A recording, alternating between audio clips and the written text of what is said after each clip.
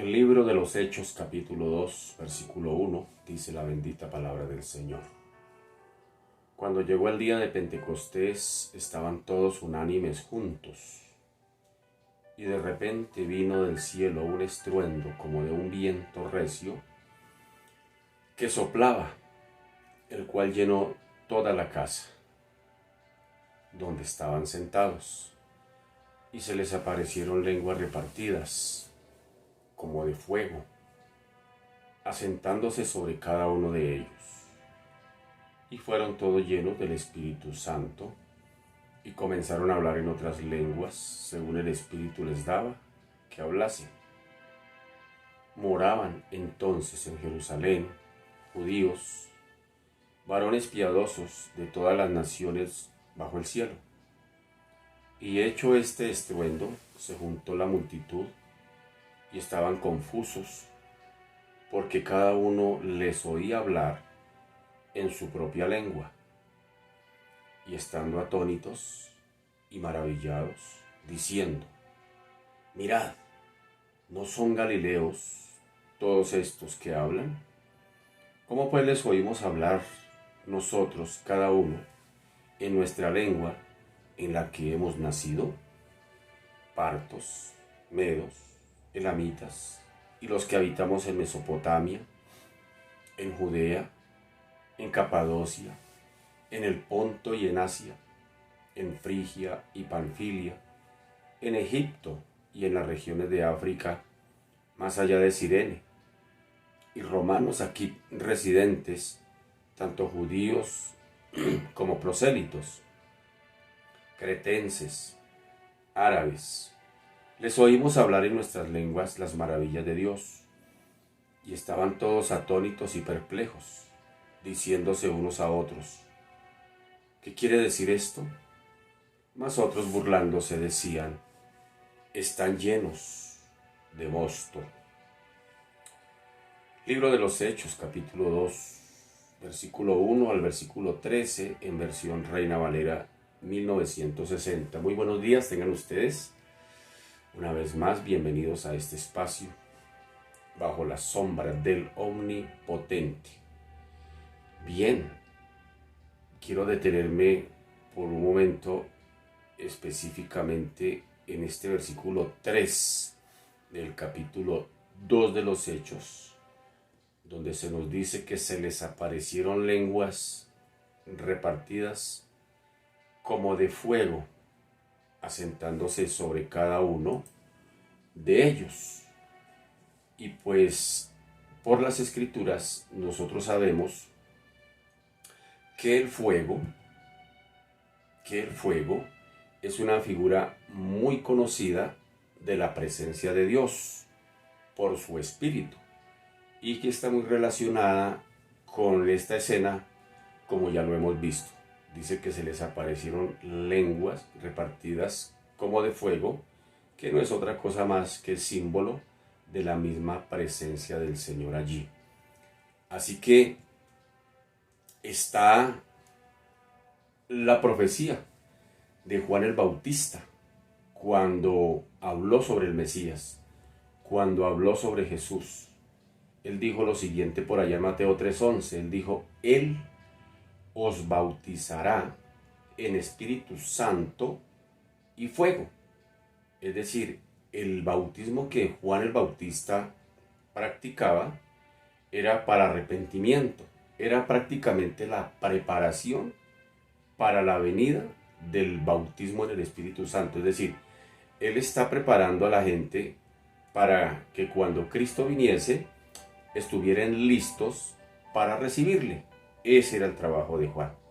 Entonces la señal de que la gente estaba lista para recibir al Mesías era de que se hacían bautizar por Juan, pero para hacerse bautizar por Juan debían haberse arrepentido. Por eso cuando llegan por allá algunos líderes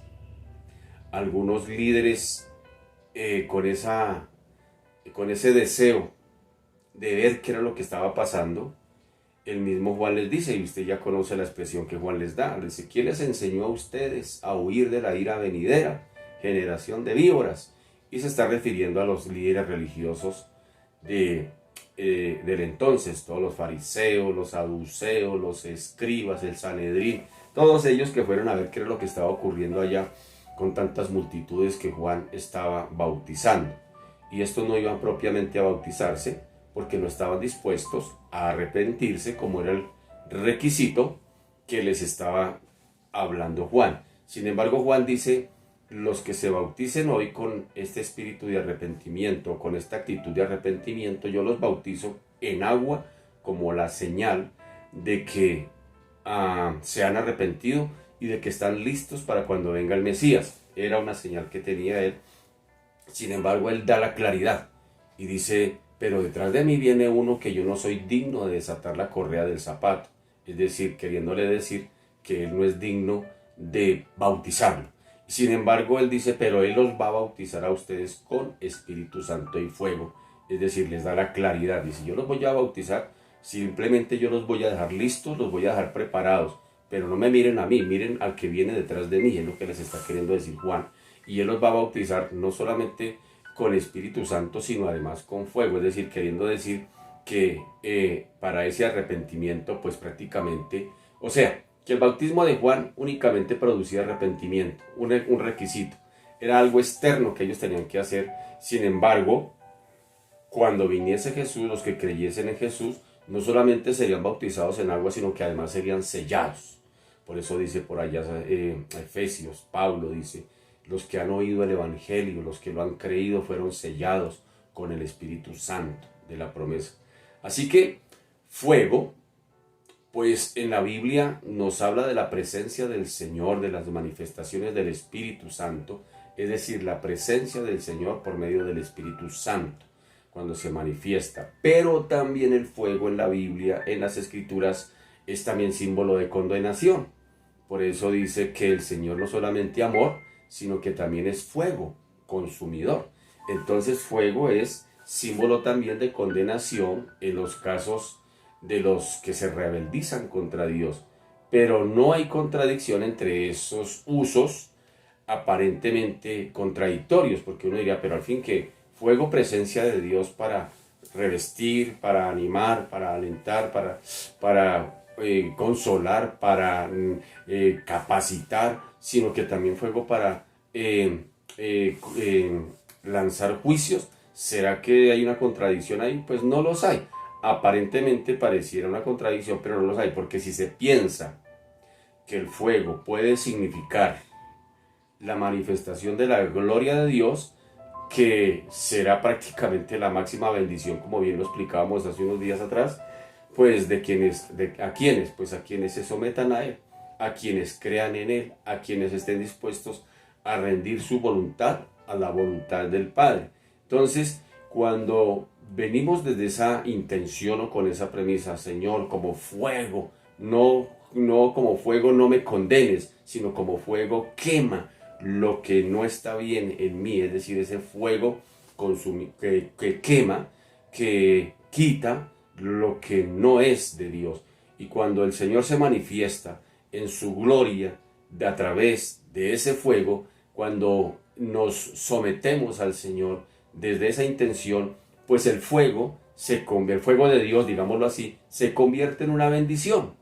Pero si somos necios, tercos, desobedientes a acercarnos al Señor, a reconocerlo, pues ese fuego de Dios ya no vendría a consolar, ni a quemar, ni a quitar lo que no es nuestro, lo que no es de Él, perdón, sino vendría más bien a causar un juicio. Por eso dice que Él es amor, pero también es fuego consumidor. ¿Pero fuego consumidor para quiénes? Para quienes se rebelan contra Dios, pero para quienes vienen con una actitud de arrepentimiento, de rendición al Señor, para ellos ese fuego se convierte en un fuego purificador, un fuego que quita lo que no es de Él, que purifica, que lava, que forma el carácter cada día conforme al carácter de Cristo. Así que ese fuego se convierte en una bendición. ¿Por qué qué? ¿Por qué? Porque quema todo lo que es de la carne y aviva a la vez maravillosamente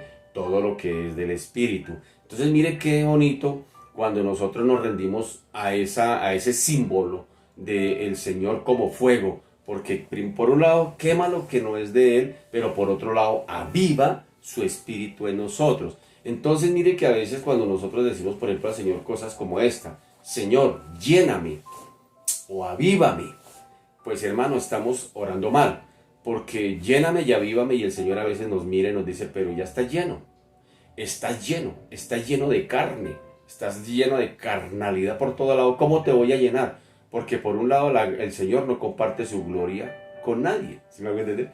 El Señor no comparte el Señor nos dice, dejen un rinconcito ahí, la carne, pero un rinconcito ahí. No, porque mismo Pablo dice, andéis en el Espíritu y no satisfagáis los deseos de la carne. Entonces, quien quiere ser lleno del Espíritu Santo, el requisito que el Señor pide es que primero le permitamos a Él que queme lo que no es de Él. ¿Sí nota?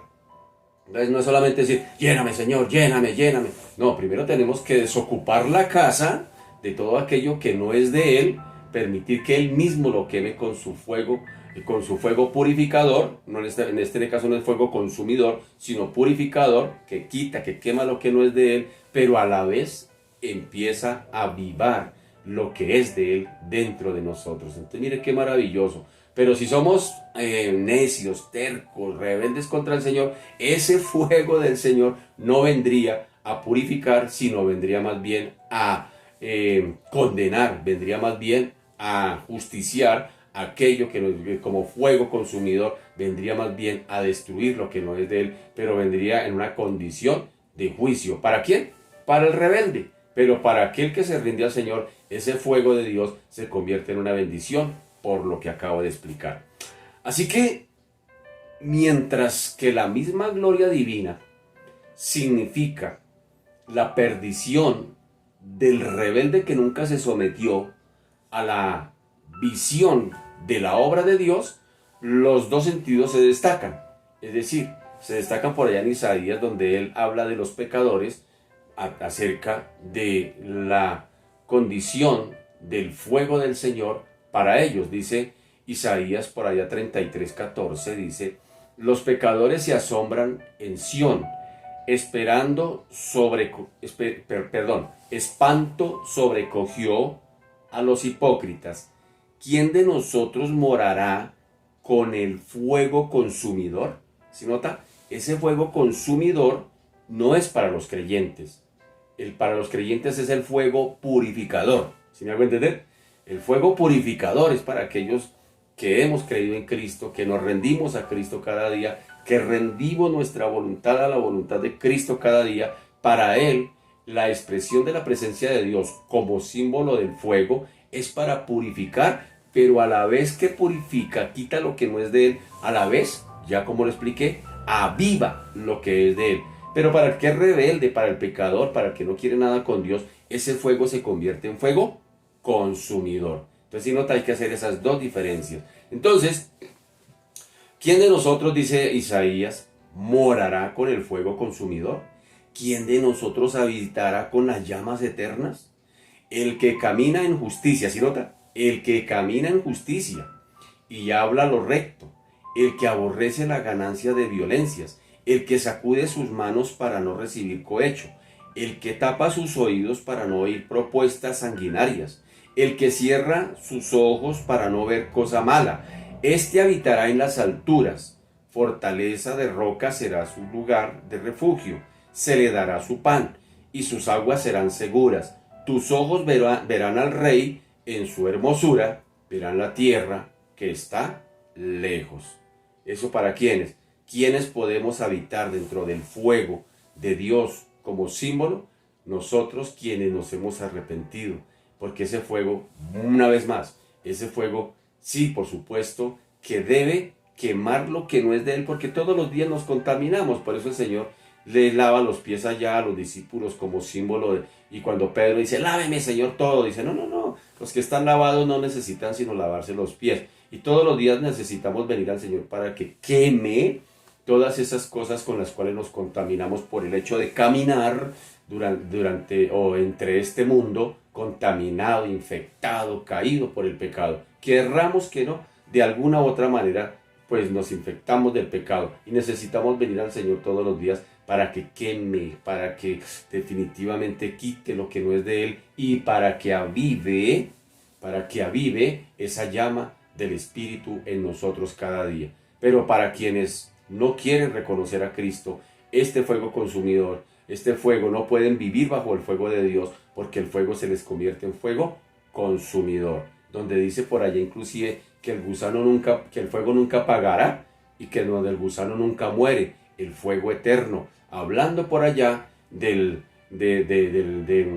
mismo lago de fuego de Apocalipsis. Así que mire qué diferencia tan tremenda. Así que lo que es espanto para el hipócrita en el día de la manifestación del Señor será sumo bien, óigame bien, será sumo bien y una bendición grande para el hombre fiel. Si nota las marcadas diferencias. Así que el fuego se emplea muy a menudo en las Escrituras como símbolo del Espíritu Santo, como también de las santas operaciones de Dios, las manifestaciones de Dios en bendición o en juicio. Ya queda esa claridad. Entonces, en bendición o en juicio, de una u otra manera, el fuego del Señor, hablando como símbolo del Espíritu Santo, interviene en los seres humanos. En el rebelde, consumidor, pero en el que se rinde a Cristo, purificador y vivificador de su obra en él. Entonces, no quiere decir que toda referencia al fuego sea figurativa, también en las Escrituras, perdón. Es decir, siempre que se hable de fuego o nos aparezca la palabra fuego en las Escrituras, no siempre nos va a hablar de la manifestación gloriosa de Dios o la manifestación de juicio de Dios. Porque ha de llevar, no necesariamente debe llevar ese sentido. Por ejemplo, tendríamos que llevar el texto o el contexto donde se encuentra el texto. ¿Sí me hago entender? Cada vez que usted encuentre la palabra fuego dentro de las Escrituras, mire el contexto. No se quede solamente con el texto, porque a veces el texto, como decimos por ahí, un texto fuera de contexto se nos convierte en pretexto para decir cualquier cosa. Entonces, cada vez que lleguemos a esas palabras fuego, hay que mirar los contextos desde donde viene hablando. ¿Viene hablando de juicio? ¿O viene hablando de purificación a su iglesia? ¿Viene hablando a los suyos? O como en este caso de Isaías que vimos, ¿sí nota? Entonces, por ejemplo, la pregunta es: los pecadores se asombraron en Sión, espanto sobrecogió a los hipócritas. Y hace una pregunta a Isaías: ¿quién de nosotros morará con el fuego consumidor? Entonces yo tengo que mirar el contexto de qué está hablando. Y más adelante me voy a hacer otra pregunta: ¿quién de nosotros habitará en las llamas eternas? Y me da la claridad en el versículo 15. Me dice: el que camina en justicia y habla lo recto, ese puede vivir en esas llamas eternas de Dios. Es decir, en ese fuego purificador, en ese fuego vivificador. Pero los hipócritas, dice, para los hipócritas, ese fuego, ellos no pueden vivir ahí porque ese fuego se vuelve fuego consumidor. Entonces, si nota, cada vez que encontremos esa palabra fuego, no necesariamente nos va a hablar de juicio o no necesariamente nos va a hablar de una intervención divina de Dios para glorificarse, sino puede ser otro contexto. Entonces hay que mirar los contextos desde donde esté la palabra fuego, para mirar, tener claridad de qué está hablando. Entonces, eso se llama exégesis, eso se llama dentro de las técnicas de estudio bíblico, se llama observación y se llama exégesis, es decir, con observación, con lupa, con detalle, miro qué es lo que está queriendo decir y por qué está esa expresión allí de la cual estoy leyendo. Así que el fuego se emplea a menudo en las Escrituras como símbolo del Espíritu, pero no siempre va a ser así. No quiere decir que toda la referencia sea siempre al Espíritu Santo de una manera figurativa o que haya de llevar necesariamente este sentido, sino que más bien tendríamos que llevar el texto al escrutinio del contexto. Es decir, ¿qué me están diciendo los textos? ¿De qué se viene hablando cuando encuentro la palabra fuego? Para no ir a confundir. Así que no solamente aplica con la palabra fuego. Cada vez que usted esté leyendo la palabra, deberíamos hacer ese ejercicio. No pasar entero hasta que no tengamos claridad de, por ejemplo, lo que estamos leyendo. Yo recuerdo cuando estaba empezando a leer mi Biblia. Entonces, cuando estaba uno empezando a leer la Biblia, encontraba palabras raras. Palabras raras. Por ejemplo, como concupiscencia, lascivia. Yo decía, ¿esa cosa qué es? Porque uno, un lenguaje tan técnico y uno que viene de hasta ahora conociendo del Señor, yo miraba esa palabra y van a ser condenados en sus lascivias, en sus concupiscencias. Y yo, ¿eso qué será? ¿Serán dos primas hermanas por ahí de José o qué? Entonces, ¿yo qué hacía? Yo hasta que yo me iba a un diccionario bíblico y buscaba lo que significa la palabra. Y hasta que no encontrara qué significa la palabra, no avanzaba en mi lectura. ¿Sí me hago entender? Y hay que hacer ese ejercicio. Y no solamente para la lectura bíblica, para la lectura secular, cuando usted esté leyendo un buen libro, cuando encuentre palabras raras, palabras que no entienda, deténgase. No avance en su lectura y vaya a un diccionario y busque hasta que tenga claridad qué significa esa palabra y continúe en su lectura, porque eso lo va a enriquecer, porque si no usted va de ahí en adelante, va a seguir confundido, pero ¿qué será lo que significa eso? Entonces es muy interesante en cuanto a reglas de lectura, y repito, no solamente de la Biblia, lectura porque nosotros debemos leer también libros seculares, es decir, buenos libros, hay buenos libros que se deben leer. Entonces a veces nosotros pensamos que solo Biblia, solo Biblia, solo Biblia, solo Biblia. No, hay que tener, como dijo Carlos Spurgeon, aquí la Biblia, pero aquí el periódico. Pues podríamos decir aquí la Biblia, pero aquí la tablet, el celular, el computador, porque ahora como todo es virtual, entonces cierro ese paréntesis ahí. Así que lo más importante aquí es entonces que notemos la operación del fuego del Espíritu Santo. Y dije operación. La operación del fuego del Espíritu Santo en los discípulos de Cristo. Porque recuerda que el Espíritu Santo tiene manifestaciones u operaciones. Las operaciones del Espíritu Santo, los dones del Espíritu Santo, el fruto del Espíritu Santo. Todas esas cosas son manifestaciones u operaciones del Espíritu Santo. El obrar del Espíritu Santo. Y en este caso de los discípulos de Cristo, al seguir con atención la historia del inicio y el desarrollo de la iglesia. Entonces el Espíritu Santo se empieza a manifestar allí, pero hago también otro paréntesis.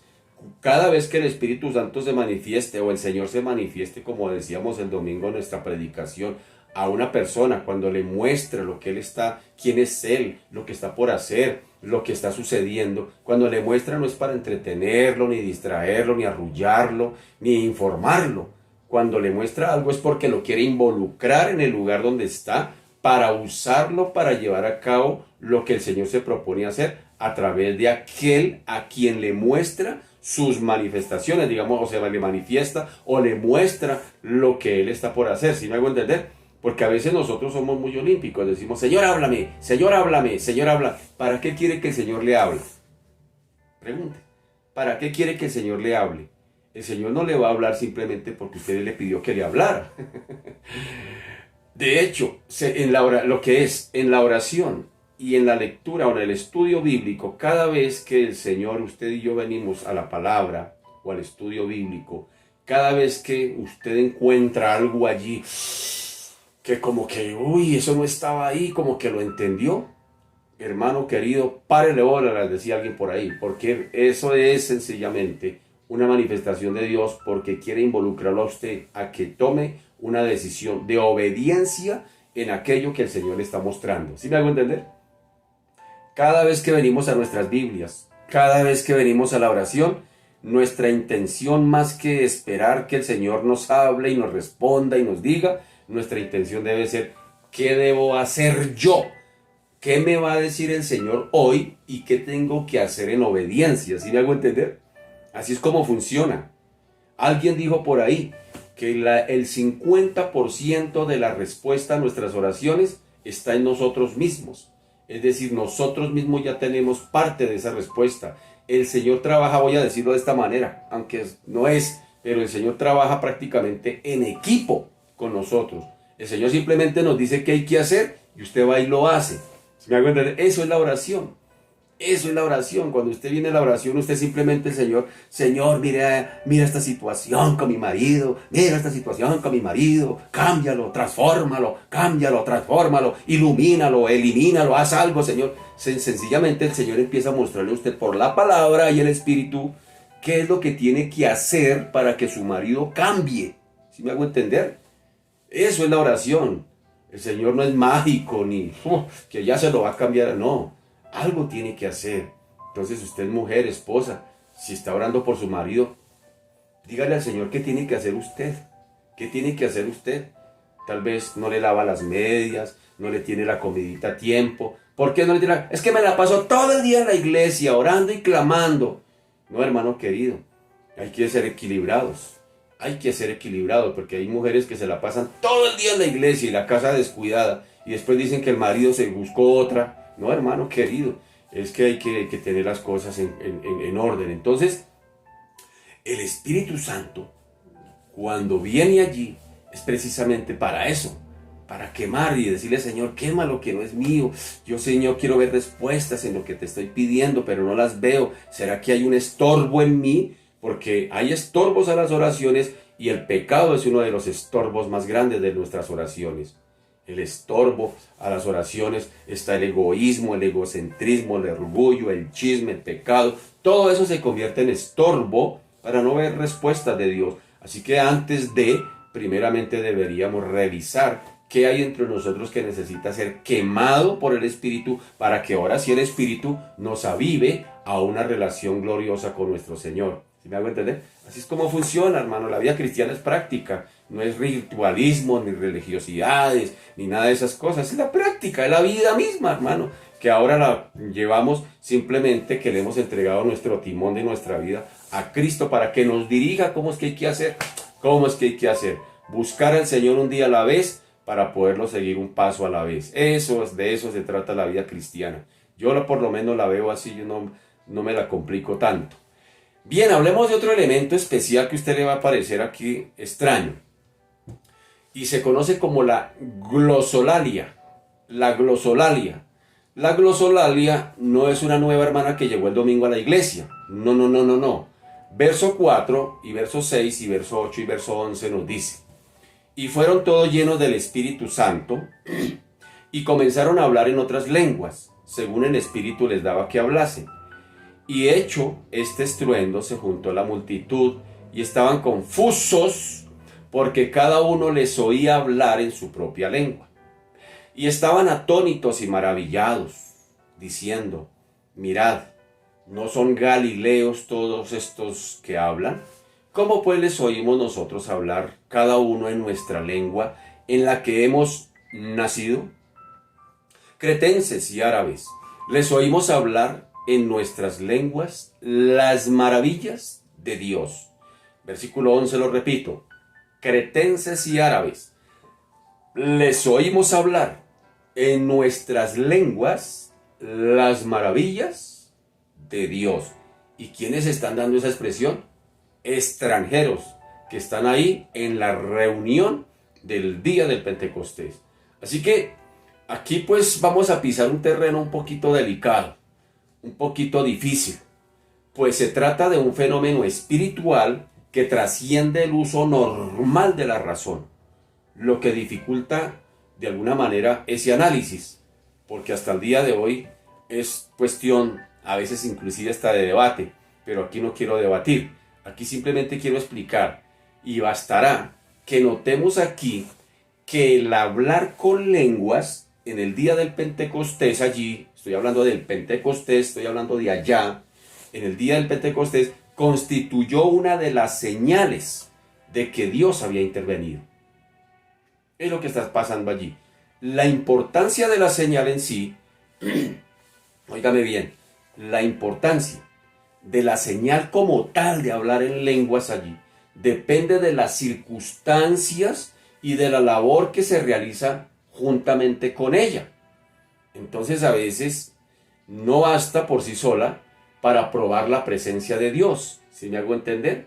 Entonces el tema de la glosolalia, es decir, glosolalia, como dije hace un momento, no es una nueva candidata para la cámara. La glosolalia es prácticamente el don de hablar en lenguas. Esa es la glosolalia, el don de hablar en lenguas. Entonces, cada vez que esto sucede, no vuelvo a lo mismo. Es como la oración, es como la palabra. Cuando el Señor quiere hacer una operación de su Espíritu Santo de una manera de estas, no lo hace ni para entretener, ni para arrullar, ni para mostrarle a quien practica o tenga el don que es más espiritual que aquel que no lo tiene. Entonces, no basta por sí solamente probar que la glosolalia, es decir, el don de hablar en lenguas, es para probar que sí hay presencia de Dios. No es solamente para eso. Pero si concuerda, óigame bien, con la palabra de Dios revelada y sus resultados son conforme al carácter y a la obra de Dios, entonces sirve para llamar la atención a una operación divina. Es decir, tiene que haber filtro, es decir, si la palabra de Dios, todo lo que no esté dentro de la palabra de Dios, hermano querido, no existe. Pero si el resultado es confusión, o si las palabras milagrosas no concuerdan con la revelación de la palabra de Dios, entonces más bien hemos de sospechar la operación de otro poder sobrenatural que no es propiamente el de Dios. ¿Sí me hago entender? Más tarde los creyentes en Corinto, ellos se gloriaban de que tenían el don de lenguas. Ellos se gloriaban de eso. Entonces Pablo, en su primera carta, que es una carta de exhortación a los corintios, Pablo les tiene que decir en el capítulo 13, primera de Corintios 13, les dice: si yo hablase lenguas humanas y angélicas y no tengo amor, vengo a ser como metal que resuena o címbalo que retiñe. Y si tuviese profecía y entendiese todos los misterios y toda la ciencia, y si tuviese toda la fe, de tal manera que trasladase los montes, y no tengo amor, nada soy. Y si repartiese todos mis bienes para dar de comer a los pobres, y si entregase mi cuerpo para ser quemado, y no tengo amor, de nada me sirve. El amor nunca deja de ser, pero las profecías se acabarán y cesarán las lenguas, y la ciencia acabará. Ahora permanecen la fe, la esperanza y el amor, estos tres, pero el mayor de ellos es el amor. El capítulo 13 de Primera de Corintios es un concéntrico. Ya lo he explicado en otros casos más sencillo. Un concéntrico, literal, es más o menos, es una palabra o un texto que está dentro del centro, que está allí escondido, pero que a la luz o a la superficie hay contextos que tienen que ver precisamente con ese contexto. Se lo voy a explicar de maneras más sencillas. Imagínese una hamburguesa. Una hamburguesa. ¿Quién no ha comido hamburguesa? Entonces, en la hamburguesa encontramos que por encima hay pan, por debajo hay pan.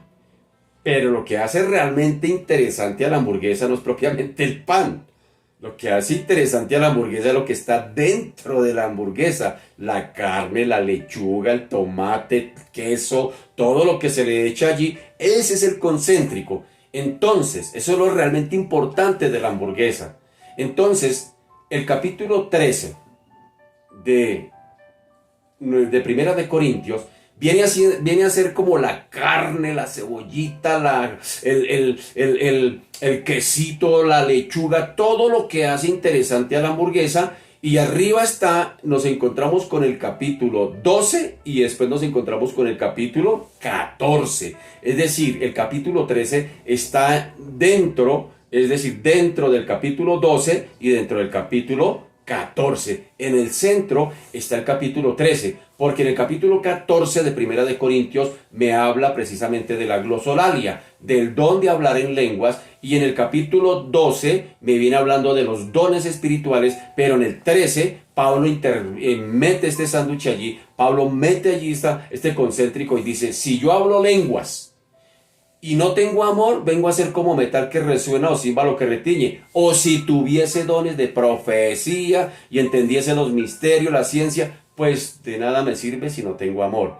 Entonces, lo que realmente importa aquí no es tanto ni los dones, ni las lenguas. Lo que Pablo está resaltando a la iglesia de Corinto, que lo importante es el amor. Porque estos corintios, es decir, ellos habían recibido la glosolalia, habían recibido el don de hablar en lenguas, pero se jactaban de eso. ¿Y cuántos hoy en día se jactan de eso? Que por hablar en lenguas son más espirituales que otros. Ojo con eso, mi querido. Ojo con eso. El hecho de que usted hable en lenguas no significa que sea más espiritual del que quien no las habla. Cierro ese paréntesis. Así que Pablo tuvo que subrayar aquí.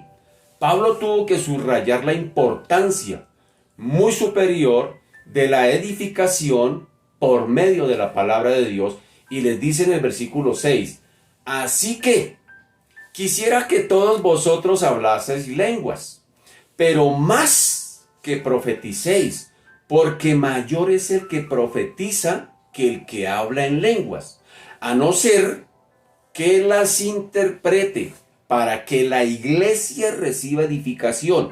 Ahora pues, hermanos, si yo voy a vosotros hablando en lenguas, ¿qué os aprovechará si no os hablare con revelación, o con ciencia, o con profecía, o con doctrina? 1 Corintios 14 dice, si pues toda la iglesia se reúne en un solo lugar, y todos hablan en lenguas, y entran indoctos o incrédulos, ¿no dirán estos que estáis locos? Pero si todos profetizan, y entra algún incrédulo o indocto, por todos es convencido, por todos es juzgado, pero hágase todo decentemente y en orden, o con orden. Entonces, además de la manifestación de la glosolalia, del don de hablar en lenguas, en la iglesia de Corinto, también se diferencia del día del Pentecostés en este importante asunto. Es decir, hay una diferencia marcada entre la glosolalia que recibieron los creyentes en Corinto a la manifestación del día del Pentecostés allá en el libro de los Hechos. Hay una marcada diferencia. ¿Por qué? En Corinto la glosolalia era el don de lenguas, pero en Pentecostés las lenguas eran idiomas. ¿Sí me hago entender? No eran lenguas, porque hay una confusión a veces. La gente dice, el día del Pentecostés todos arrancaron a hablar en lenguas porque fueron llenos del Espíritu Santo. No, señor, no fue glosolalia, fueron idiomas. Fueron idiomas. En Corinto sí era glosolalia, hablaban en lenguas, pero Pablo tiene que hacerle la claridad. Les dice, oiga hermano, si ustedes hablan en lenguas, amén, yo quisiera que todos hablaran en lenguas, pero es mejor que profeticen, es mejor que prediquen, porque si llega a entrar alguien a la iglesia y nos encuentra aquí a todos hablando en lenguas, pues se van a confundir, nos van a decir que estamos locos. Pero si nos encuentran profetizando, predicando la palabra, esto nos va a confrontar y los incrédulos muy seguramente se van a convertir. Entonces, si nota, ¿qué es más? Por eso Pablo dice, es mejor el que habla en lengua, no mejor, sino mayor. Dice, es mayor el que habla, el que profetiza, es mejor. ¿Por qué? Porque eso hace que la gente entienda. Y Pablo dice, yo también hablo en lenguas, pero prefiero profetizar. Entonces, no quiere decir que el hablar en lenguas son manifestaciones, son operaciones, y claro, por supuesto, que son creíbles. Sin embargo, hay que marcar la diferencia aquí entre el Pentecostés y entre Corinto. Corinto fueron glosolalia, don de lenguas, pero en Pentecostés fueron idiomas, porque como ellos mismos dicen, les oímos hablar en nuestro propio idioma las maravillas de la palabra de Dios. Uno no cuenta las maravillas de la palabra de Dios hablando en lenguas, o sí, porque nadie las puede entender. ¿De qué me estará hablando este? Salta la vaquita a la baranda. No, ahí no entiendo nada. Entonces, en el ámbito de la iglesia de Corinto, el creyente con don de lengua sostenía comunión mística con Dios, ¿sí? De tal forma que pasaba del uso normal de la razón y nadie la entendía si no hubiese un intérprete. Debería haberlo. Y en el día del Pentecostés, sin embargo, las lenguas que habla aquí se entendían por judíos y oriundos de diversos países, como bien nos acaba de decir el texto, quienes oían cada uno de las maravillas de Dios en su propio idioma, como ellos dicen, en nuestra lengua nativa, nuestro propio idioma, les oímos hablar de las maravillas de Dios. Así que la señal consistía en que la plenitud del Espíritu daba a conocer las maravillas, las grandezas de Dios. Así que, saltando, ¿qué hacía inclusive el que hubiesen hablado en idiomas? Pues nada más y nada menos, se estaban saltando las barreras idiomáticas. Es decir, si a mí me viene una persona de otro país y me empieza a hablar, y si no sé el idioma, pues voy a quedar gringo. Pero si yo entiendo el idioma, pues voy a poder entender lo que me dice o viceversa. Entonces mire que la barrera idiomática prácticamente nace allá con Nimrod, cuando quiere fundar la ciudad de Babel, y también hace una barrera, o levanta un muro allá, donde el Señor dice que les confundió las lenguas, los dejó gringos a todos para que no entendieran, porque ellos de así dijeron: edifiquemos, construyamos. Y eso es símbolo del orgullo humano, de la prepotencia humana, del egocentrismo humano. Hagamos, construyamos, vayamos, compremos, hagamos, yo puedo sin Dios. Y sin embargo, el Señor tuvo que confundirlos, y a partir de ahí, pues empiezan las barreras idiomáticas. Pero en el día del Pentecostés, mire que el Señor se manifiesta allí con esas lenguas repartidas como de fuego y rompe, óigame bien, rompe con esas barreras aún idiomáticas. Es decir, por medio allí de un milagro, en franca oposición, como dije hace un momento, a la confusión que hubo allá en Babel, símbolo de una humanidad dividida por el pecado, como bien dije hace un momento, por el orgullo, por el egocentrismo. En el momento de comprensión que estuvieron estos allí, había de dejar allí prácticamente barreras derribadas, barreras idiomáticas que esas barreras inclusive habían de alguna manera salpicado aún a la profesión cristiana.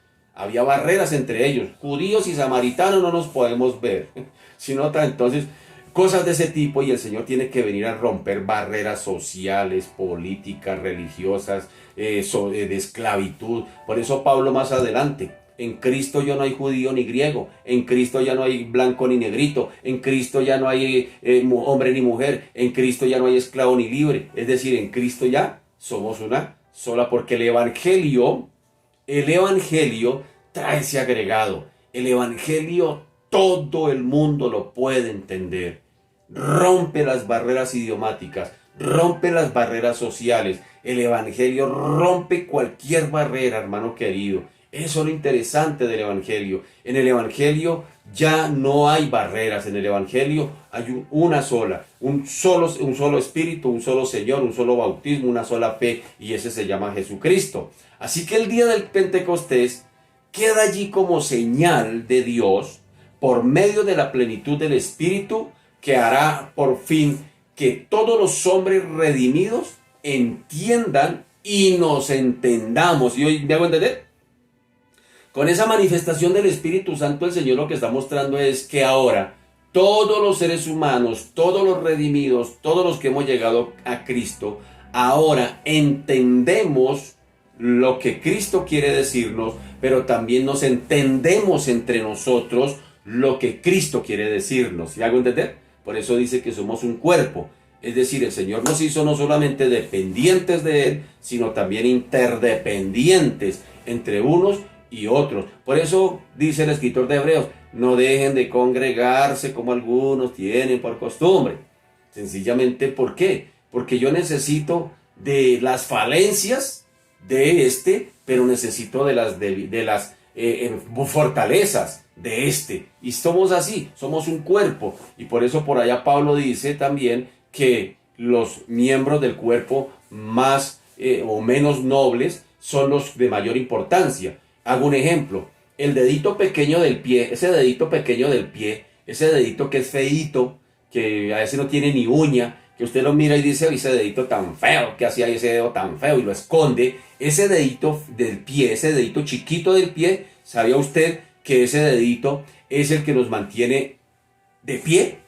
Cuando usted se para, ese dedito prácticamente es el que lo mantiene usted ahí de pie, que si le faltara ese dedito, hermano, se daba su totazo, mano, no podía mantenerse de pie. ¿Ah? Entonces, mire, si es el dedito chiquito ahí, feo ahí, que nadie lo ve, pero es el que sostiene el cuerpo. ¿Cómo la ve? Lo mismo el oído. El oído es el que mantiene el equilibrio y no se ve por allá en los tímpanos ni nada de esas cosas, y es el que mantiene el equilibrio en el cuerpo. Cosas de ese tipo.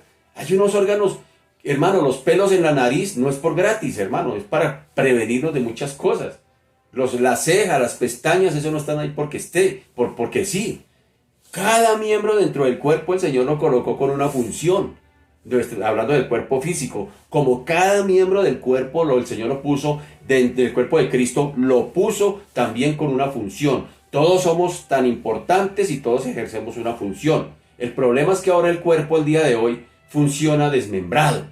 Entonces la cabeza quiere ser mano, la mano quiere ser pie, el pie quiere ser boca, la boca quiere ser oreja, y andamos así.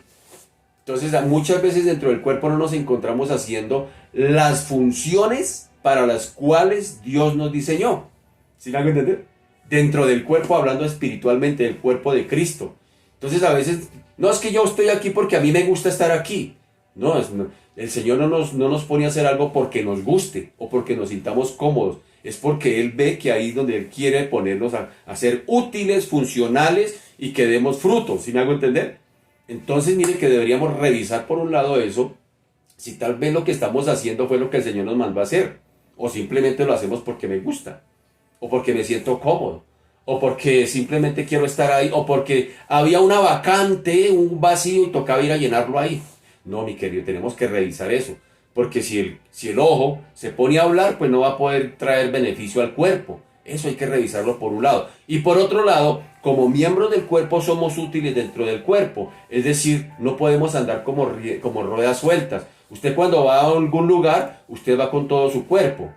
De hecho, mi papá ahorita para que le den su pensión, él como ya no comprende muchas cosas ya por su edad, entonces a él tiene que ponerle la huella. Ya no puede firmar, entonces él le pone la huella. Entonces, para llevarlo a él a esa tarea es un ejercicio, es un trabajo arduo. Entonces yo le digo a mis hermanos, le digo, pues quítele el dedo y lleva el dedo allá al banco para que ponga el dedo. No se puede, ¿sí ve? Tiene que ir todo el cuerpo, hermano, allá al banco. Entonces, cosas de ese tipo pasa también dentro de la comunidad cristiana, hermano. No podemos, no estamos diseñados para funcionar solos. Ah, es que yo hago por aquí porque me parece y porque me parece. Y después le salen a uno con sorpresa. No, mire, yo estoy haciendo aquí unas... ¿Y a qué horas, hermano? ¿Quién lo mandó? Dentro del cuerpo tiene que haber una cabeza que da las órdenes. Entonces, cosas de ese tipo, hermano. No funcionemos solos. Cada vez que vayamos a hacer algo, contemos con la cabeza, porque la cabeza es la que prácticamente gira o ordena al cuerpo lo que hay que hacer. Entonces, Dios nos ayude ahí también en ese caso.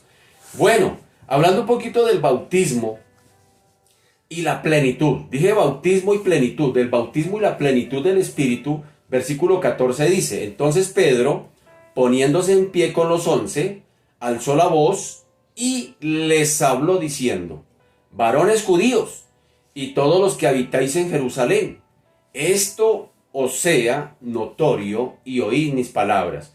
Entonces, hay bautismo y hay plenitud.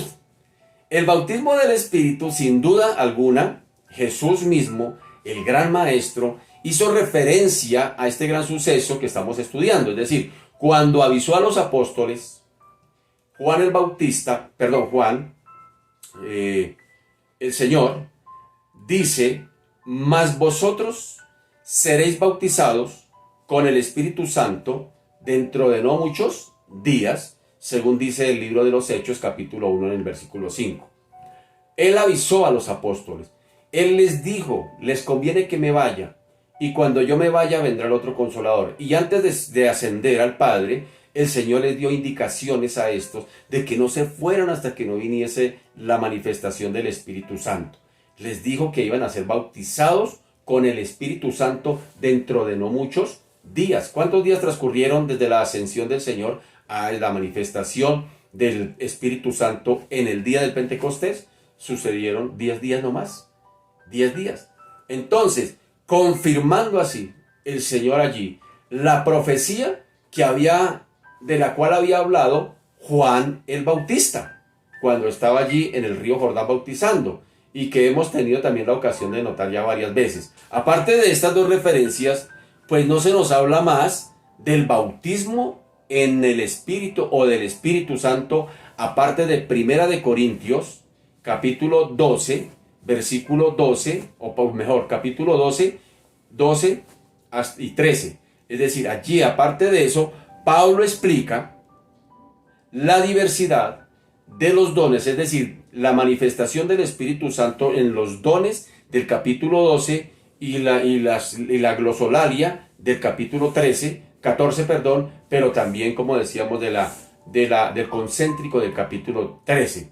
Es decir, Pablo habla de la diversidad de dones que da el Espíritu dentro de la unidad esencial del cuerpo místico de la iglesia. En el capítulo 12 él dice, porque así como el cuerpo es uno y tiene muchos miembros, pero todos los miembros del cuerpo siendo muchos son un solo cuerpo, así también Cristo, porque por un solo Espíritu fuimos todos bautizados en el cuerpo, sean judíos o griegos, sean esclavos o libres, y a todos se nos dio a beber de un mismo Espíritu.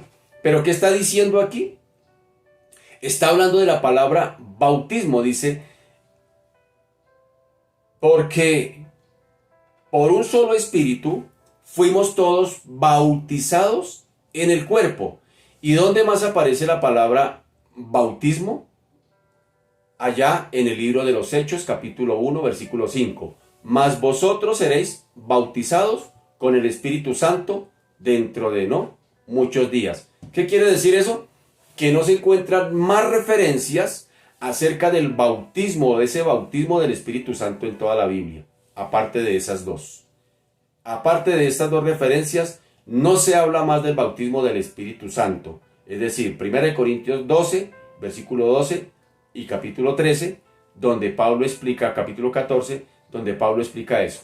Es decir, en el 12, 12, 13. Capítulo 12, versículo 12 y 13.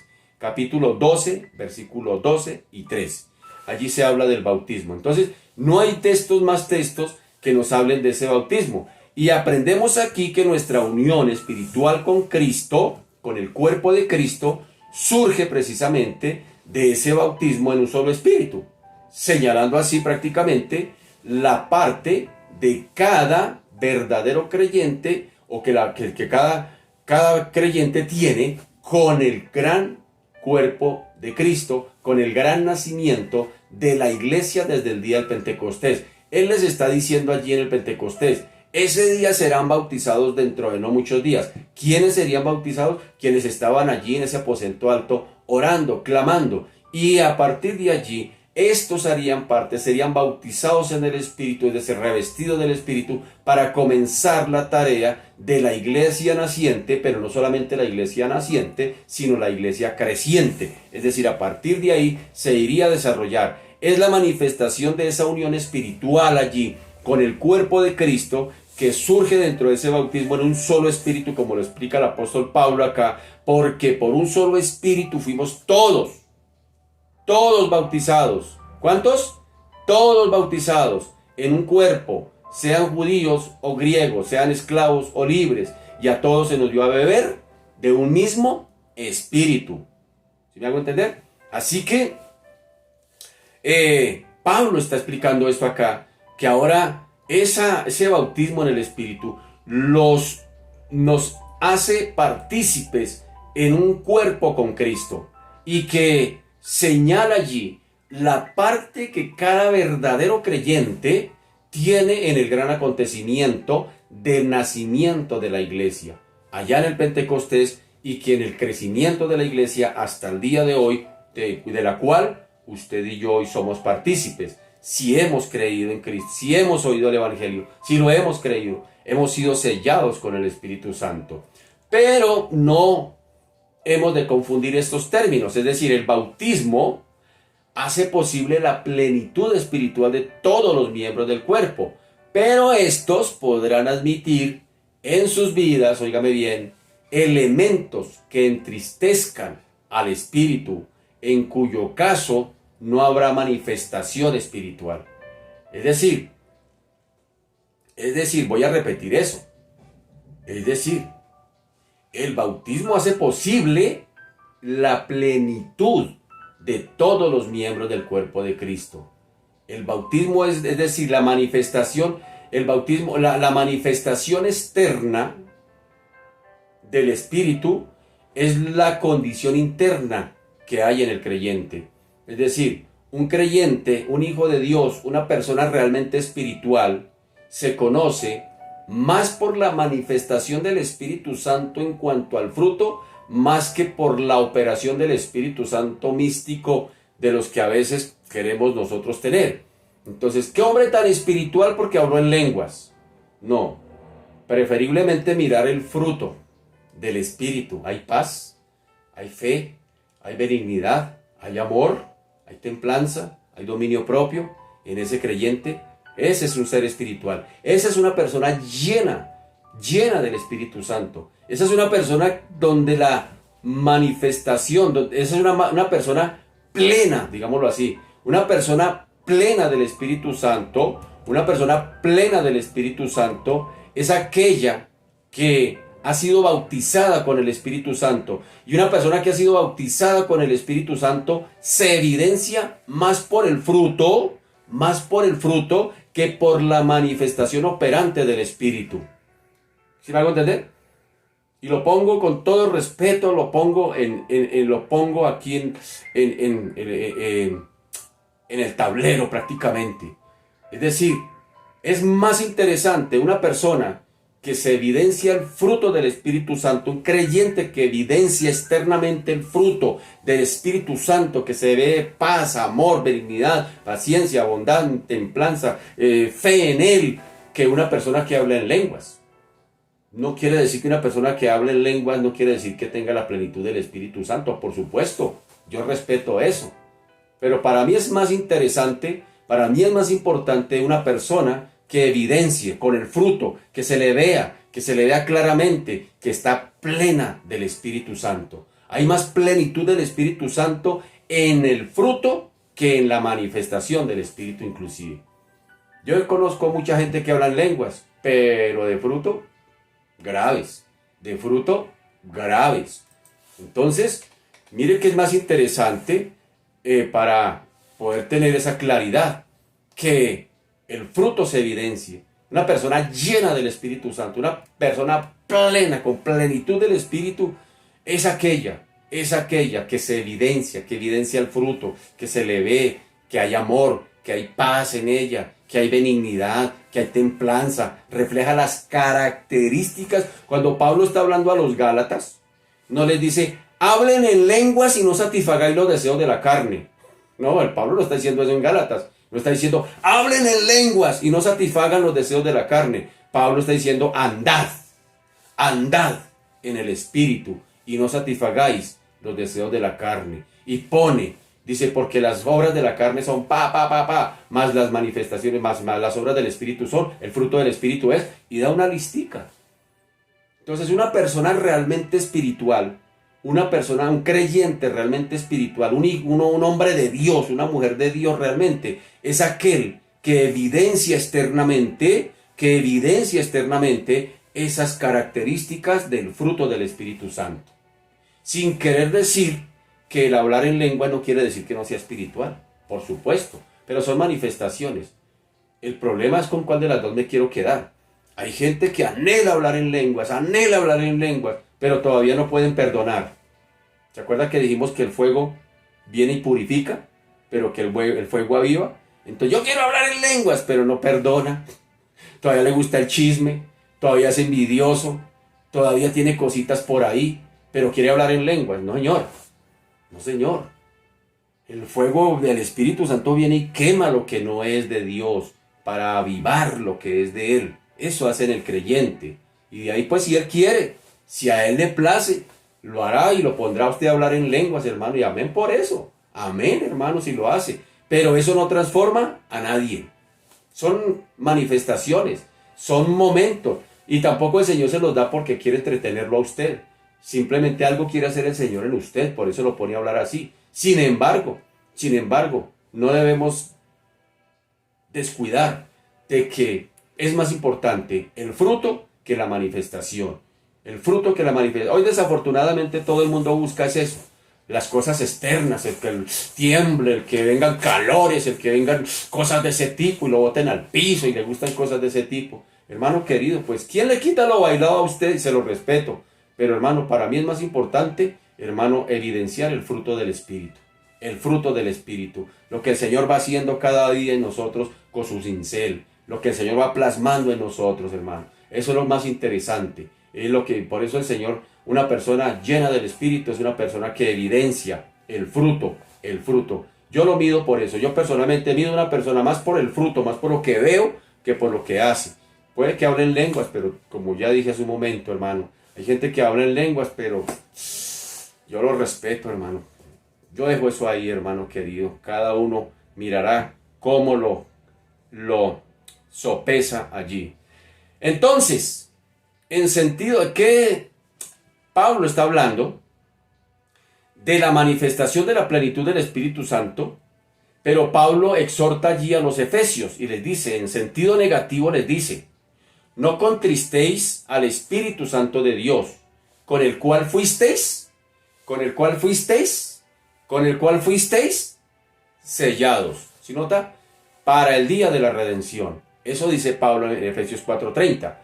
Y luego en sentido positivo Pablo dice en el capítulo 5, versículo 18, sed llenos del Espíritu.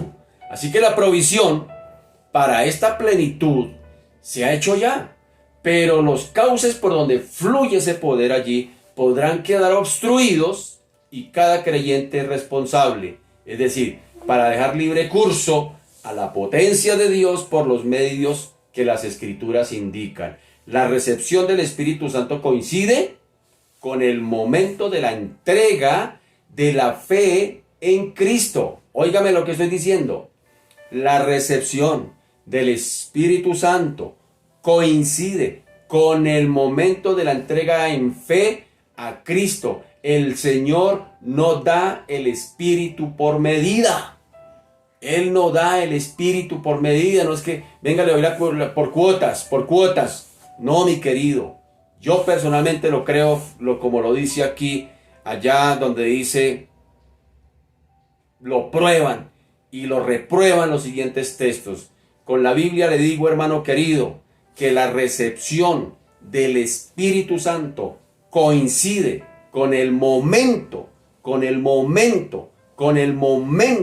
en que entregamos nuestra vida en fe a Cristo. Allí comienza la intervención del Espíritu Santo. No tengo que esperar a ver cuándo, o esperar a ver qué manifestación, o en cuál reunión espiritual recibo la otra partecita que me falta. No, Señor. Mire lo que dice Hechos 10. Hechos 10:44 dice, mientras aún hablaba Pedro estas palabras, el Espíritu Santo cayó sobre todos los que oían el discurso, y los fieles de la circuncisión que habían venido con Pedro se quedaron atónitos de que también sobre los gentiles se derramase el don del Espíritu Santo, porque los oían que hablaban en lenguas y que magnificaban a Dios. Entonces respondió Pedro, ¿puede acaso alguno impedir el agua para que no sean bautizados estos que han recibido el Espíritu Santo también como nosotros? Y mandó bautizarles en el nombre de Jesús. Entonces les rogaron que se quedasen por algunos días. Y en Hechos 19:2 dice, les dijo, ¿recibisteis el Espíritu Santo cuando creísteis? Ellos dijeron, ni siquiera hemos oído si hay Espíritu Santo. Y en Efesios 1:13 dice, en él también vosotros, habiendo oído la palabra de verdad, el evangelio de vuestra salvación, y habiendo creído en él, fuisteis sellados, oigan eso, sellados con el Espíritu Santo de la promesa, que es las arras de nuestra herencia hasta la redención de la posesión adquirida para alabanza de su gloria. Y Juan 7:38 dice, el que cree en mí, como dice la Escritura, de su interior correrán ríos de agua viva. Dijo esto del Espíritu que habían de recibir ¿quiénes? Los que creyesen en él, pues aún no había venido el Espíritu Santo, porque Jesús no había sido aún glorificado. Así que notemos aquí que el texto es claro. Los que hemos creído al Evangelio, ya hemos sido sellados con el Espíritu Santo, hermano querido. Y hay manifestaciones operantes en las cuales Él quiere intervenir, y si quiere intervenir, pues amén. Y no hay que estorbar tampoco a eso. Si el Señor quiere hacer, Él es libre de hacer como quiera. Y en los creyentes en Samaria, es esencial allí en Hechos 14, es especial porque dice, cuando los apóstoles que estaban en Jerusalén oyeron que Samaria había recibido la palabra de Dios, enviaron allá a Pedro y a Juan, los cuales habiendo venido oraron por ellos para que recibiesen el Espíritu Santo, porque aún no había descendido sobre ninguno de ellos, sino que solamente habían sido bautizados en el nombre de Jesús, es decir, con el Espíritu, con el bautismo del arrepentimiento. Entonces les imponían las manos y recibían al Espíritu Santo. Y de aquí es donde muchos se pegan para decir que hay otro bautismo, que hay otra manifestación del Espíritu Santo, que cuando recibimos al Señor como Salvador quedamos incompletos, entonces necesitamos otra manifestación más, otra más externa. No, yo creo, hermano, que el día que yo recibí a Cristo en mi corazón, fui sellado con el Espíritu Santo de la promesa. Yo lo creo, hermano. Así que no podemos dejar de meditar en el significado del día del Pentecostés.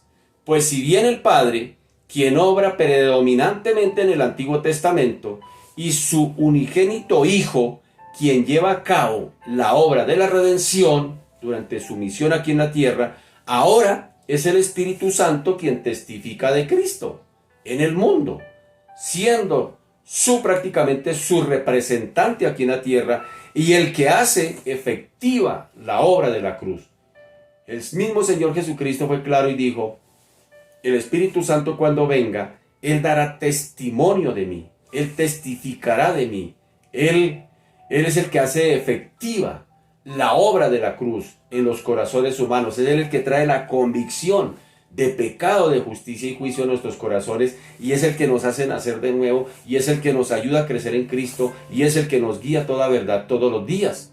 Todo bien espiritual depende de su operación, y en relación con ella declara Pablo, por allá en Filipenses 2:13, él dice, Dios es el que en vosotros produce así el querer como el hacer por su buena voluntad. ¿Y quién hace esa tarea? El Espíritu Santo.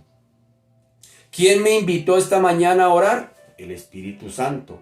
¿Quién puso en mi corazón que viniera a orar y a leer mi palabra, la palabra de Dios? El Espíritu Santo. Hermano, nosotros no hacemos nada, porque si fuera por nosotros, se aplicaría Romanos capítulo 3, versículo 9, donde dice, no hay quien busque a Dios, no hay quien entienda, no hay ni siquiera uno.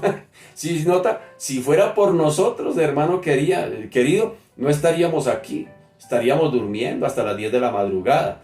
Pero también es por el Señor mismo quien coloca en nosotros el querer como el hacer. Y el apóstol Juan dice por allá, nosotros amamos a Dios, pero porque Él nos amó primero. Él es quien interviene en nuestras vidas todos los días. Él es quien lleva a cabo su obra. Él es quien hace todas sus operaciones. Él es el que da, el que capacita, el que da dones, el que manifiesta, el que hace todas las cosas. Todas las cosas es el poder operante del Espíritu Santo, quien representa a Cristo aquí en la tierra. Es su representante. Y Él hace como quiere. Y Él capacita como quiere. Y Él invita como quiere. Es el Espíritu Santo. Por eso lo necesitamos desde el mismo momento en que hemos nacido de nuevo. Es decir, ¿se imagina usted que un niño naciera por partes? Que naciera primero la cabeza y a los 8 días el brazo. Y en la medida que la mamá se disponga, entonces va naciendo el niño, ¿no? Cuando el niño nace, hermano querido. Cuando el niño nació y punto. De ahí en adelante lo que le queda es crecer. Eso hace, hermanos, eso es lo que el Señor habla del nuevo nacimiento allá a Nicodemo. Te es necesario nacer del Espíritu. Y Efesios 13 y 14, hermano, 1, 13, 14, es claro. Desde que hemos oído el Evangelio y cuando creímos, hermano, fuimos sellados. Hermano, ¿qué más garantía? Somos sellados por el Espíritu Santo. Somos sellados por el Espíritu Santo desde el momento en que hemos creído al Evangelio y hemos recibido al Señor. El bautismo es simplemente la expresión externa de nuestra condición interna. Nos hemos arrepentido y ya somos sellados desde el momento en que creímos.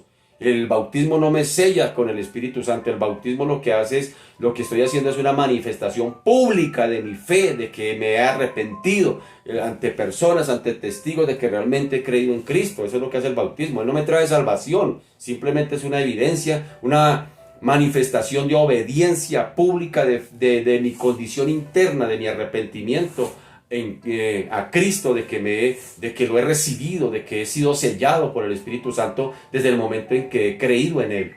Eso hace el Espíritu Santo. Imagínense, Él no lo da por medida. ¿Qué tal que el Señor diera al Espíritu Santo por medida? ¿Qué tal que el Señor nos diera por partecitas? En la medida, entre más oremos, más recibimos. No, mi querido, el Espíritu Santo está ahí en usted. El problema es que, como dice el apóstol Pablo, no lo contristemos. El Espíritu Santo no se va a ir de ahí, hermano. Un sello no se puede quitar. Un sello, hermano, quítele el sello a las escrituras de su casa. Vaya, despréndale el sello, a ver si se lo puede quitar. No se puede. Un sello es un sello, hermano. Y dice el mismo texto allá en Efesios 1, 13, 14. Y dice que ese sello es la garantía, son las arras. Son las arras hasta el día de la redención. Es decir, la garantía es la garantía de que ya somos de Cristo, mi querido hermano. Ya somos de Cristo. Somos nacidos de nuevo, no necesitamos más cosas. Y amén, si el Señor nos quiere dar más. Pero ya, hermano, con eso es suficiente para entender de que somos sellados por el Espíritu Santo. Y ahora lo que nos queda es que el Espíritu Santo mismo nos va a llevar a crecer. ¿Y cuál es el crecimiento? Plasmar cada día las características de Cristo en nosotros. ¿Cuáles son las características de Cristo? Sí, Señor. Allá Gálatas 5:22, el amor, la paz, la paciencia, la benignidad, la templanza, la mansedumbre, la fe, toda la paz, todas esas son características que Cristo quiere ahora ayudarnos a crecer en ellas, desde el momento en que hemos llegado a Cristo. Ese es el crecimiento espiritual. ¿Quién lo da? El Espíritu Santo. Eso te ayuda a crecer. Hablar en lenguas no te ayuda a crecer en Cristo. Pero el manifestar el fruto del Espíritu Santo, sí, sin querer decir que amén por las lenguas, bienvenida a las lenguas, y hay que buscarlas, hay que pedir esos momentos. ¿Sabía usted que si usted quiere hablar en lenguas tiene que pedirlas? Pero ya te dije una cosa al principio, ¿Qué te dije? Que el fuego del Espíritu Santo quema lo que no es de Cristo para avivar lo que es de Cristo en el creyente. Pero en el incrédulo, el fuego se le convierte en fuego consumidor. Hago esa claridad de nuevo que hicimos al principio. Entonces, amén. ¿Anhelas hablar en lenguas? Pues revísate. Entrégate al Señor y dile, Señor, quema lo que no es mío. Y manifiéstate, Señor, aviva ese fuego. Y si me pone a hablar en lenguas, amén. Y si no, pues también, amén. Entonces, hermano querido, que Dios nos ayude. Que Dios nos ayude a permitir que el Señor obre como a bien tenga en cada una de nuestras vidas. Amado Padre, te damos gracias, te bendecimos, te glorificamos, te exaltamos, te glorificamos y te damos a ti la gloria, Señor. Gracias, mi Señor, porque recuerdo cuando estaba recién convertido al Evangelio, un compañero de trabajo que decía ser cristiano, recuerdo tanto a ese muchacho, lo bendigo hoy. Me decía, tú estás mal adoctrinado porque no has hablado en lenguas, te falta Jorgito, estás más mal adoctrinado, tienes que ser sellado y tienes que ser, recibir y no sé qué. Y recuerdo tanto, Señor Dios de la gloria, que me frustré. Yo dije, ¿será que sí? Ay, yo no sé. Pero cuando tú por tu misericordia, Señor, me permitiste, Señor, ir a las Escrituras, ir a Efesios capítulo 1, versículo 13 y 14, donde dice, por cuanto has oído el Evangelio. Y yo dije, oiga, yo he oído el Evangelio. Y arregló enseguida, dice, y lo has creído. Y dije, Oiga, yo oí el Evangelio y lo he creído. Entonces me dice, fuisteis sellados con el Espíritu Santo. Eso trajo luz a mi vida y trajo paz a mi corazón, porque dije, ya soy sellado por el Espíritu Santo, ¿qué más espero? Ya lo tengo. Ahora lo único que tengo que hacer es permitir que el Espíritu Santo, que vive en mí, que no se va, que no lo contriste y que me ayude a crecer en cuanto a características de Cristo, que son aquellas que están allá en Gálatas 5:22. Y mi mayor preocupación, bendito Señor, ha sido eso, que cada día pueda crecer en esas características de Gálatas 5:22. Que tú trabajes en mi vida cada día eso, Señor. Porque eso es lo que realmente tú nos vas a calificar el día que estemos en el tribunal de Cristo.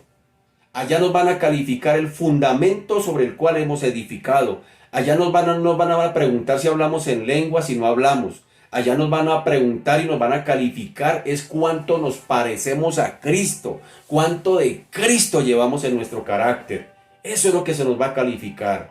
No nos van a calificar otra cosa. Por eso, Señor Dios de la gloria, hoy oro a ti, bendito Señor, a todos aquellos que hemos sido sellados. Señor, ayúdanos a rendirnos cada día a la operación del Espíritu Santo para que, Señor, queme cada día lo que no hay, que no es de Dios en nosotros. Todo aquello, ese fuego purificador en el creyente, purifica, Señor, en el creyente todo aquello que no es tuyo, Señor, para que puedas así a la vez avivar lo que es tuyo, bendito Señor. De eso fue lo que habló el apóstol Pablo cuando dijo, no contristéis al Espíritu, sino más bien sean llenos del Espíritu. De eso habló, de que el fuego de Cristo, el fuego, la manifestación como símbolo de fuego del Espíritu Santo, cada día queme lo que no es de Cristo y avive lo que es de Cristo en cada uno de nosotros. Señor Dios de la gloria. Pero hay otro grupo de personas. Hay otro grupo de personas, bendito Señor, en el mundo, que están bajo ese fuego del Espíritu Santo, pero es el fuego, Señor Padre amado, consumidor, ese fuego de juicio, ese fuego, bendito Señor, de aquel que no cree en ti, ese fuego consumidor que está preparado para todos aquellos que te rechazan, ese fuego consumidor, bendito Señor, Dios de la gloria, que se dará para todos aquellos de Apocalipsis 20, bendito Señor, que se separarán frente al tribunal o frente al gran trono blanco, bendito Señor. Ese fuego donde irán a parar todos aquellos, bendito Señor, Dios de la gloria, que te rechazan. Extiende tu misericordia sobre ellos.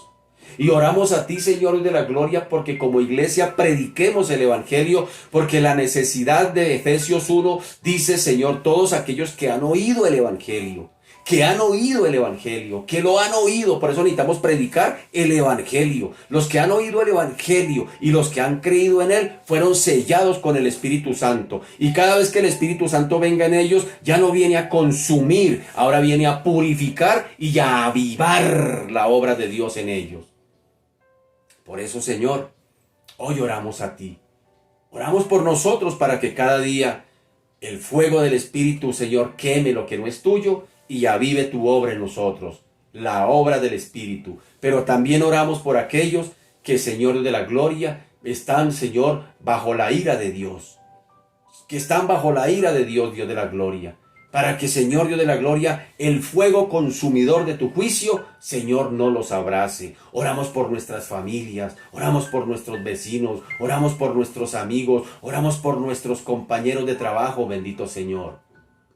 Oro aquí, Señor Dios de la gloria, por todos aquellos, bendito Señor Dios de la gloria, que anhelan la glosolalia, que anhelan el hablar en lenguas, que lo desean, Padre amado, Dios de la gloria. Oro por ellos. Si te quieres manifestar en ellos, amén. Amén, Señor. Pero que no hagamos, bendito Señor, de esto, que no hagamos doctrina de esto, Señor. Padre amado, porque Señor Dios de la gloria, Padre amado, Rey del cielo, Señor, como bien hemos dicho, Señor, tú estás más interesado en nosotros, en plasmar tu obra. El que comenzó en nosotros la buena obra, la va perfeccionando. Y cada día vas perfeccionando tu carácter en nosotros. Tú vas perfeccionando el amor, la paciencia, la benignidad, la templanza, la fe. En esas características cada día nos va llevando a crecer en Cristo. A crecer en Cristo. Yo conozco gente que habla en lenguas, pero son inmaduros. Son inmaduros y hablan en lenguas y son inmaduros. Como conozco gente que no habla en lenguas y son cristianos tan maduros, es porque se ha desarrollado en ellos las características de Cristo, el fruto del Espíritu. Señor Dios de la gloria, por eso en esta mañana, Señor, Dios de la gloria, ayúdanos a no estar confundidos, a no dejarnos confundir. Ayúdanos, Señor, que por la palabra podamos tener claridad, bendito Señor, de cuál es la intervención y qué es lo que tú quieres hacer en tu iglesia, en cada uno de nosotros, bendito Señor. Gracias, Padre amado, por el apóstol Pablo darnos claridad y decirnos, Señor de la gloria, que vale más predicar que hablar en lenguas. Porque si entra en nuestras iglesias, entra gente, un inconverso, y nos encuentra a todos hablando en lenguas, va a decir que estamos locos. Pero si nos encuentra predicando la verdad de la palabra, bendito Señor, esa persona muy seguramente el Espíritu Santo la va a convencer de pecado, de justicia y de juicio y se irá a convertir al Evangelio. Y llama la atención que en el día del Pentecostés no vino la glosolalia. No vino la glosolalia, vinieron fue idiomas, para que todos los que estaban allí reunidos pudieran entender en su propio idioma las maravillas de Dios. Y dice que Pedro predicó y ese día se convirtieron 3,000 personas. ¡Qué tremendo! ¡Qué tremendo! ¡Qué tremendo! Es lo que más interesa, Señor Dios de la gloria. Por eso ayúdanos, bendito Señor. Ayúdanos, bendito Señor. Ayúdanos a buscar los dones mejores, como bien lo dice el apóstol Pablo. Te bendecimos, te glorificamos y te exaltamos en esta mañana, en el nombre poderoso de Jesús, y a ti sea la gloria, Señor. Amén y amén.